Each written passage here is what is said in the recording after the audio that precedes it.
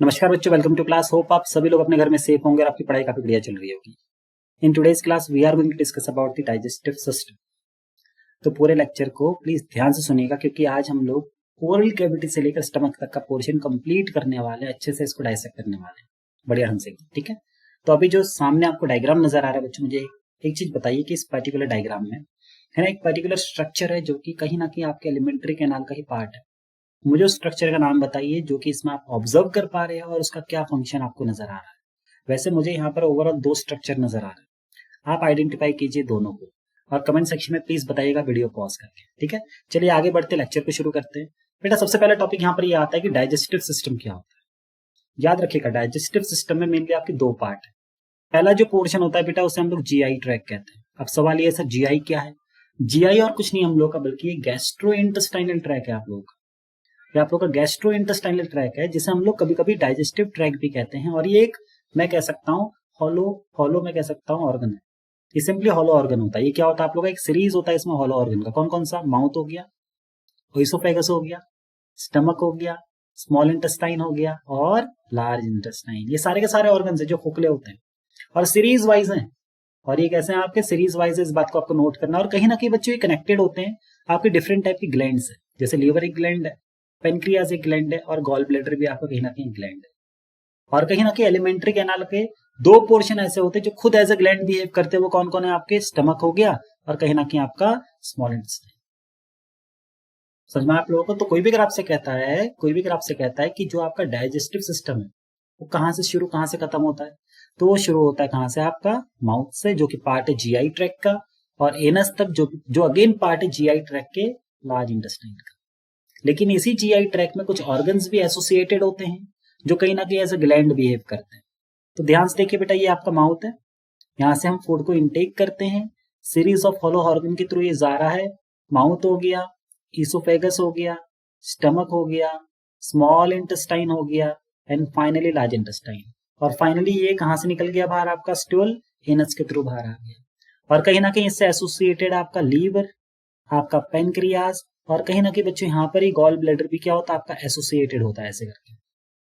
ठीक है, तो this was all about the digestive system in short. अब एक काम करते हैं, डिटेल में हर एक पार्ट को हम लोग पढ़ते हैं। ठीक है, तो सबसे पहला पोर्शन आता है बच्चों मेरा ओरल कैविटी या बक्कल कैविटी। अगर मैं ओरल कैविटी या बक्कल कैविटी की बात करूं तो ये एक हॉलो पोर्शन होता है जिसमें बहुत सारे अदर पार्ट्स प्रेजेंट है जो कहीं ना कहीं डाइजेशन में इनडायरेक्ट या डायरेक्ट रोल प्ले करते हैं। सवाल वो कौन कौन से पोर्शन है सर? सबसे पहला मेरा टीथ है। क्या है? टीथ है। अगर आप ऊपर देखोगे बेटा, ये वाला पोर्शन अगर आप देखते हो, हाँ, तो ये काफी हार्ड होता है। It is known as palate. इसका मेन काम क्या होता है? आपकी नेजल कैविटी को ये सेपरेट करता है आपकी बक्कल कैविटी से। आपकी नेजल कैविटी को सेपरेट करेगा आपके बक्कल कैविटी से। इस पॉइंट को प्लीज आप नोट करना। ठीक है, वहीं पर आपका टंग प्रेजेंट है। समझ में? आपका टंग प्रेजेंट है, प्लस आपके ओरल कैविटी में ही आपके 3 pair of salivary gland release करते हैं अपनी सिक्रीशन को, जिसे हम कहते हैं आपका सलाइवा। और ये कहीं ना कहीं डाइजेशन में हेल्प करता है, वो भी कौन सा? केमिकल। और टीथ किस में हेल्प करते हैं आप लोगों का बेटा? फिजिकल डाइजेशन में। इट मींस बेटा we have completed the oral part as well. अब ओरल पार्ट की भी हर एक कंपोनेंट को ध्यान से देखते हैं। तो सबसे पहला पोर्शन आता है मेरा टीथ। आप सभी को पता है बेटा, टीथ का एक ही फंक्शन है केमिकल डाइजेशन कॉज करना, तो इसमें हम ज्यादा फोकस नहीं करेंगे। मेनली फोकस करेंगे टीथों के मेनली दो टाइप होते हैं डिपेंडिंग अपॉन अपीयरेंस। ये कितने बार आपकी इंटायर लाइफ में आते हैं? कुछ दांत ऐसे होते हैं बेटा जो 2 बार आते हैं, कुछ दांत ऐसे होते हैं जो एक ही बार आते हैं, उनका रिप्लेसमेंट नहीं है। तो जब हम टॉडलर होते हैं, जब हम इन्फेंट होते हैं, जब हम धीरे धीरे डेवलप हो रहे होते हैं, अपने एडल्टहुड की तरफ को जा रहे होते हैं, तो कुछ दांत हमारे आपके ओरल कैविटी में होते हैं जो कि एम्बेडेड होते हैं हमारे इस जबड़े में, इस हड्डी में, जॉ बोन जिसे हम कहते हैं। इसे हम वैसे याद मत करना, मैंडिबल और उसको मैक्सिला कहते हैं, पढ़ने की जरूरत नहीं है। ठीक है, अब सुनना आप लोग, अगर आप इस प्राइमरी टीथ को काउंट करो बेटा, तो यहाँ पर आपके 20 टीथ होंगे, और सेकेंडरी टीथ को काउंट करो आप लोग तो यहाँ पर 30 टीथ होंगे। और अगर आप गौर करोगे तो ये वाले टीथ आपको नजर नहीं आ रहे होंगे, येलो वाले प्राइमरी टीथ में ये कोई भी आपको नजर नहीं आ रहे होंगे। समझ में आप लोगों को? ठीक है, और इसी के अलावा आपको जो थर्ड मोलर है बेटा, जिसे हम विजडम टीथ कहते हैं, अक्ल का दांत है ना। तो मतलब ये नहीं कि जिसका दांत आ गया वो बहुत अकलमंद है ना। ऐसा मत सोचना कि फेल ना हो जाओ इस बार। ठीक है, तो देखिए ध्यान से, ये जो आपका ये थर्ड मोलर है बेटा, it is actually third M4 molar. याद रखिए, ये अपर जॉ है, ये लोअर जॉ, ये अपर जॉ और ये लोअर जॉ। ये आपका हो गया लेफ्ट साइड, ये हो गया आपका राइट साइड। सही बात है, ये मेरा लेफ्ट साइड है और ये मेरा क्या है बेटा, राइट साइड है ना, समझ जाना। लेफ्ट हैंड है तो लेफ्ट साइड, ये वाला पोर्शन आपका राइट साइड। तो याद रखिए जितने दांत इस साइड होंगे उतने दांत यहाँ भी होंगे, उतने दांत यहाँ भी होंगे, उतने दांत यहाँ भी। तो इट मींस अगर आप इस साइड पे काउंट करोगे तो आपके कितने होंगे दांत, देखिए 1 1 2 3 4 5 6 7 8, 8 दांत। 8 को 4 से मल्टीप्लाई कर लो, 8 4 जा 32। तो यहाँ पर देखिएगा 1 2 3 4 5, 5 दांत, 5 को 4 से मल्टीप्लाई करो तो आंसर कितना आ गया, अपने आप ही 20।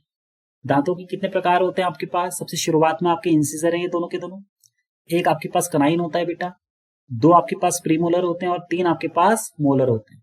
इनमें से ग्राइंडिंग का काम किनका होता है, इनका ग्राइंडिंग का काम होता है, और ये बंदा कटिंग करता है और ये बंदा आपका टेयरिंग करता है जो बहुत ही पॉइंटेड होता है।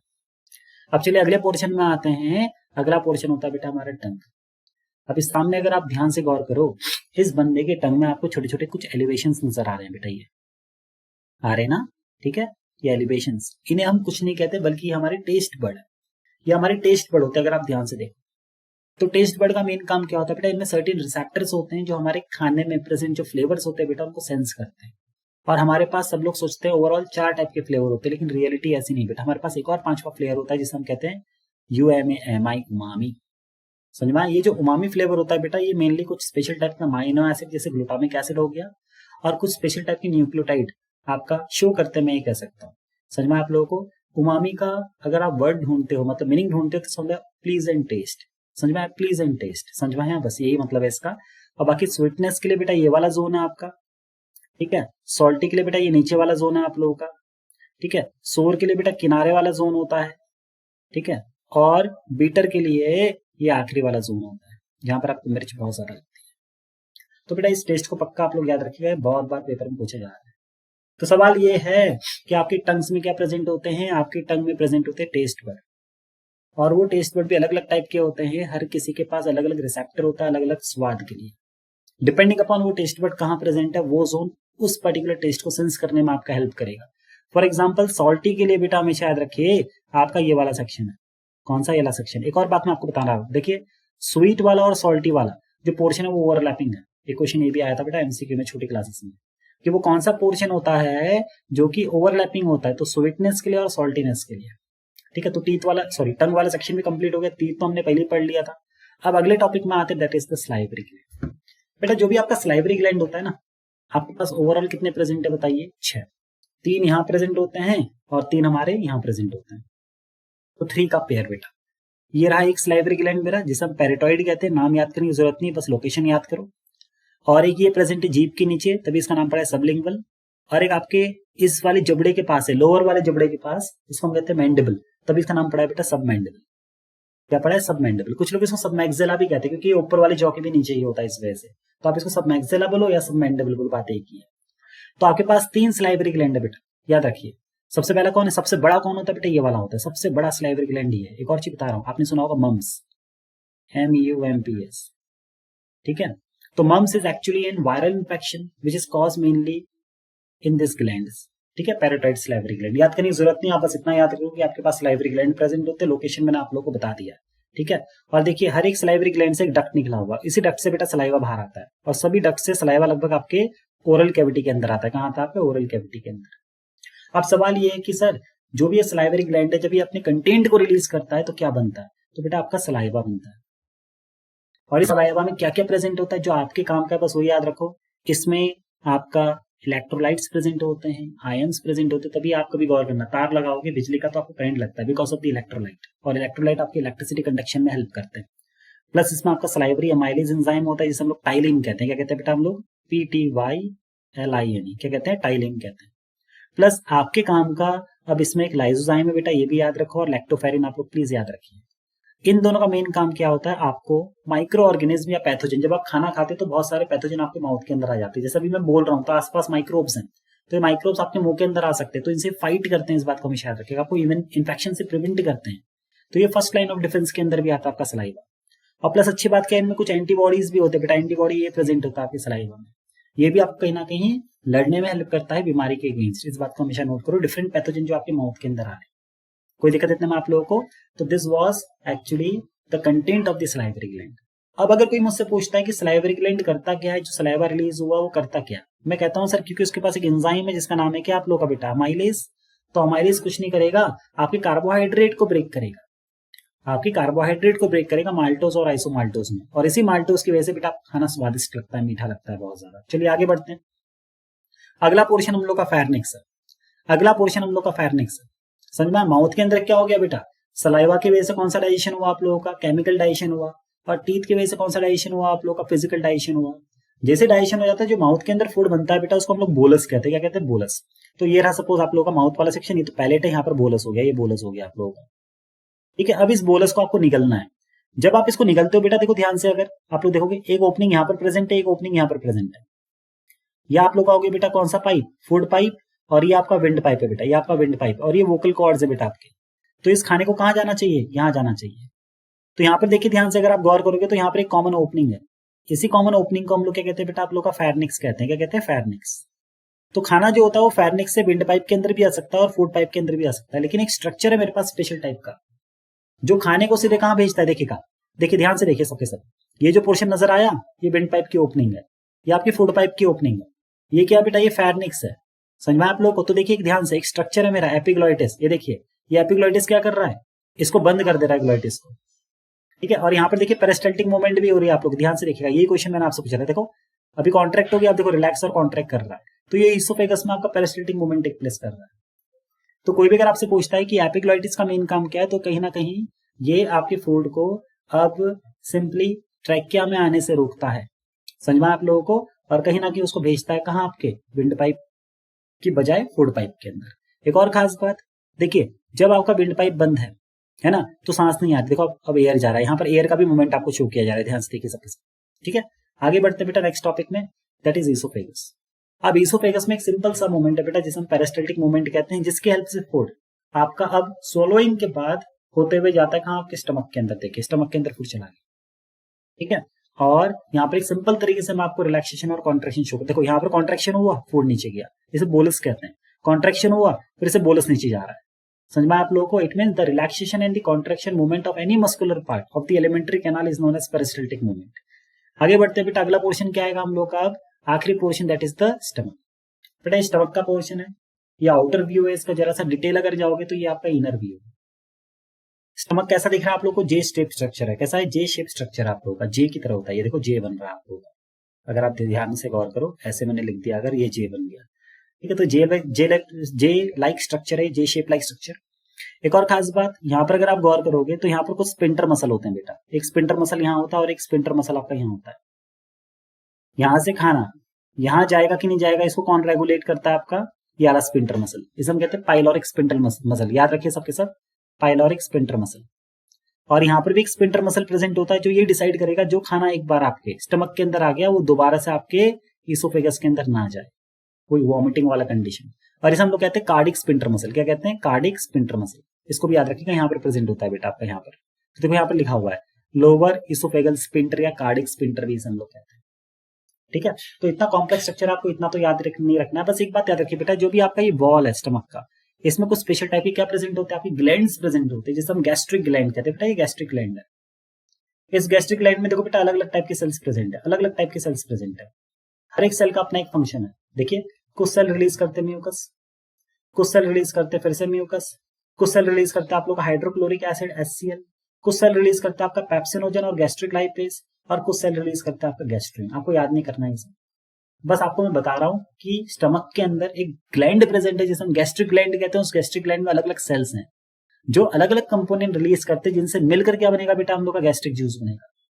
और इस गैस्ट्रिक जूस में जो मेजर कंपोनेंट होता है वो आपको क्या होता है, वाटर होता है। इस बात को याद रखिए।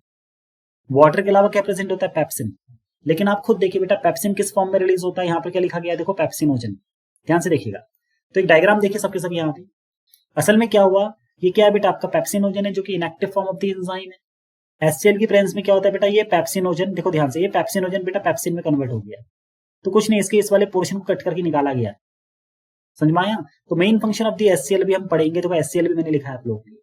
The main function of the HCl is to simply activate this pepsinogen into pepsin, ताकि ये पेप्सिन आपके डाइटरी प्रोटीन को ब्रेक कर सके। किसमें, आपका डाइजेस्टिव प्रोटीन में, पार्शियली डाइजेस्टिव प्रोटीन में। डाइटरी का मतलब वो प्रोटीन जो आपने खाने में खाया है उसको आपको डाइजेस्ट करना है। तो उसको कहीं ना कहीं डाइजेस्ट करता है कौन आप लोगों का, ये पेप्सिन। लेकिन एक खास बात, आपके स्टमक से ही रिलीज होता है एक और एंजाइम जिसका नाम होता है रेनिन। और ये रेनिन की स्पेलिंग में बेटा RENNIN रेनिन है। अगर आप इसमें RENIN रेनिन लिख दोगे बेटा तो it is release by the kidney. इसका काम कुछ और है। जो RENNIN रेनिन होता है बेटा, it is release from the infant. ये इन्फेंट के स्टमक से निकलता है और इसका मेन काम क्या था, मिल्क को कर्ड में कन्वर्ट करने में हेल्प करना। इसके बारे में जरा सा आप लोग पढ़िएगा सबके सब, ठीक है। आपकी क्लास में नॉर्मली पूछा नहीं जाएगा, फिर भी मैंने आपको बता दिया। इसका मतलब क्या बेटा, पेप्सिन क्या करेगा आप लोगों का, पेप्सिन किस फॉर्म में निकलता है, इनएक्टिव फॉर्म में, जिसका नाम होता है पेप्सिनोजन। इसको एक्टिवेट कौन करेगा, आपका HCl करेगा। लेकिन बच्चों HCl तो एसिडिक होता है, पीएच लगभग 1.5 से लेकर 2 या 3 पीएच तक होता है इसका रेंज। और इतने पीएच में तो आपके स्टमक के अंदर वाली वॉल जल जाएगी। इससे तो आपका अल्सर कॉज हो जाएगा। क्या कॉज हो जाएगा आपका अल्सर, ये तो प्रॉब्लमेटिक है बहुत ज्यादा। सही बात है, तो प्रॉब्लमेटिक है ना। देखो अल्सर कॉज हो रहा है आप लोगों का, हो रहा है कि नहीं हो रहा है, तो ये तो प्रॉब्लमेटिक है बहुत ज्यादा। तो इससे प्रिवेंट करने के लिए आपका एक और कंटेंट है बेटा, म्यूकस। तो म्यूकस का मेन काम क्या होता है कि स्टमक को अंदर से पूरा का पूरा क्या कर लेता है बेटा आप लोगों का, क्या कर लेता है आप लोगों का, सराउंड कर लेता है म्यूकस। ऐसे समझ में आप लोग, ऐसे सराउंड कर लेता है ताकि अल्सर ना हो। लेकिन कभी कभी बच्चों याद रखिएगा, कुछ ऐसे पैथोजन भी होते हैं जो आप में अल्सर कॉज करते हैं, जैसे H. Pylori. It is a bacterium जो आपका पेप्टिक अल्सर कॉज करता है। पेपर में अगर क्वेश्चन आता है कि पेप्टिक अल्सर कौन कॉज करता है, वहां पर अगर HCl लिखा है और H. पाइलोरिक भी लिखा है तो आंसर होगा both A and B। Answer क्या हो जाएगा, बोथ A and B। अगर HCl नहीं लिखा है, केवल ये बैक्टीरिया का नाम लिखा है बेटा, तो इसका ही नाम आएगा फिर भी, that is H. Pylori. It is a bacterium. ये क्या बेटा आप लोग का बैक्टीरियम है जो क्या कॉज करता है आप में, अल्सर कॉज करता है। कोई दिक्कत नहीं मैं आप लोग को, चलिए बस एक लास्ट चीज देखिए बच्चों सबके सब जरा देर के लिए। इसको हम लोग कहते हैं चर्निंग। क्या कहते हैं, चर्निंग। देखो ध्यान से देख रहे हो, स्टमक देखो कैसे कर रहा है आपका, रिलैक्स कॉन्ट्रैक्ट अपने आप कर रहा है। इस मूवमेंट को हम लोग चर्निंग कहते हैं। और ध्यान से देखिए, ये जो आपको नजर आ रहा है बेटा, ये गैस्ट्रिक जूस है। जो यहाँ पर आपको चीज नजर आ रही है, गैस्ट्रिक जूस भरी हुई है अंदर। और देखिए ध्यान से, अभी फूड आएगा, देखो आया फूड, अभी आएगा, देखना। हाँ, ये फूड आया, देखो फूड का धीरे धीरे डाइजेशन हो रहा है, ये डिजोल्व हो रहा है। देखिए ये देखिए ध्यान से, यहाँ पर ये स्पिंटर मसल अब आपका बंद हो जाएगा। देखो स्पिंटर मसल बंद है, देखो ध्यान से गौर करना, ये स्पिंटर मसल आपका क्लोज है ना। अब देखिएगा क्लोज हो गया।